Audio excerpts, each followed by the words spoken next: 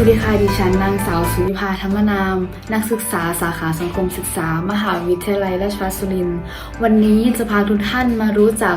กับลำดับศักดิ์ของกฎหมายไทยค่ะการจัดลำดับฐานะหรือความสูงต่ำของกฎหมายโดยมีหลักในการตีความว่ากฎหมายที่มีชั้นต่ำกว่าคือกฎหมายที่มีศักดิ์ต่ำกว่าจะขัดหรือแย้งต่อกฎหมายที่มีศักดิ์สูงกว่าไม่ได้โดยเรียกอีกอย่างหนึ่งว่ากฎหมายลูกค่ะดังนั้นกฎหมายลูกจะตราหรือออกมาให้มีความสอดคล้องกับกฎหมายที่มีลำดับสูงกว่าซึ่งเป็นกฎหมายแม่ให้อำนาจแก่กฎหมายลูกหากบัญญัติออกมามีความขัดแย้งหรือฝ่าฝืนบทบัญญัติของกฎหมายแม่แล้วจะมีผลให้กฎหมายลูกมีศักดิ์ต่ำกว่าใช้บังคับไม่ได้ดังนั้นศักดิ์ของกฎหมายจึงหมายถึงลำดับฐานะหรือความสูงต่ำของกฎหมายที่มีความสำคัญสูงกว่าหรือต่ำกว่ากันการจัดแบ่งลำดับชั้นของกฎหมายไทยสามารถจัดแบ่งออกได้เป็น7ประเภทดังต่อไปนี้ค่ะ 1. รัฐธรรมนูญ 2. พระราชบัญญัติ 3. พระราชกำหนด 4. พระราชกฤษฎีกา 5. กฎกระทรวง 6. ข้อบังคับหรือข้อบัญญัติ 7. ประกาศคำสั่ง 1. รัฐธรรมนูญเป็นกฎหมายสูงสุดของประเทศโดยกฎหมายอื่นขัดแย้งไม่ได้จะมีเนื้อหาเกี่ยวกับการใช้อำนาจอธิปไตยความสัมพันธ์ระหว่างสถาบันการเมืองสิทธิเสรีภาพของประชาชน 2. พระราชบัญญัติประมวลกฎหมายเป็นกฎหมายที่รัฐสภาตราขึ้น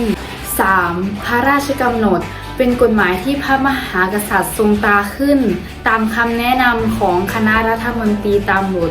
บัญญัติในรัฐธรรมนูญใช้ในกรณีจำเป็นรีบด่วนหรือเรื่องที่จะรักษาความมั่นคงในเศรษฐกิจความปลอดภัยของประเทศแต่ต้องเสนอต่อรัฐสภาโดยเร็ว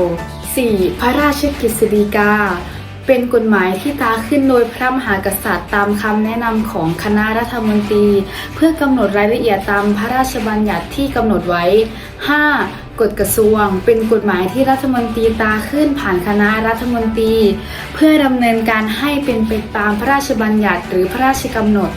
6. ข้อบังคับหรือข้อบัญญัติเป็นกฎหมายขององค์กรปกครองส่วนท้องถิ่นเช่นเทศบาลกรุงเทพมหานครเมืองพัทยาเป็นต้น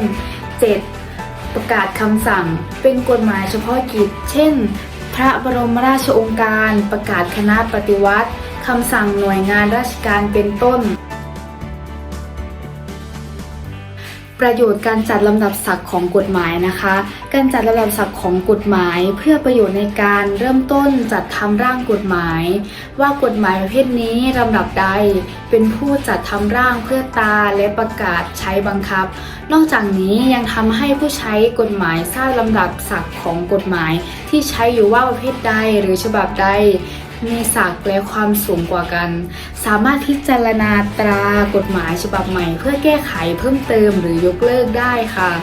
รวมทั้งกรณีที่มีปัญหา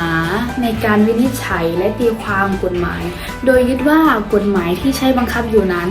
ต้องใช้กฎหมายที่มีศักดิ์ลำดับเดียวกันหรือสูงกว่ามาแก้ไขเพื่อเพิ่มเติมหรือยกเลิกจึงจะมีการบังคับใช้ตามกฎหมายค่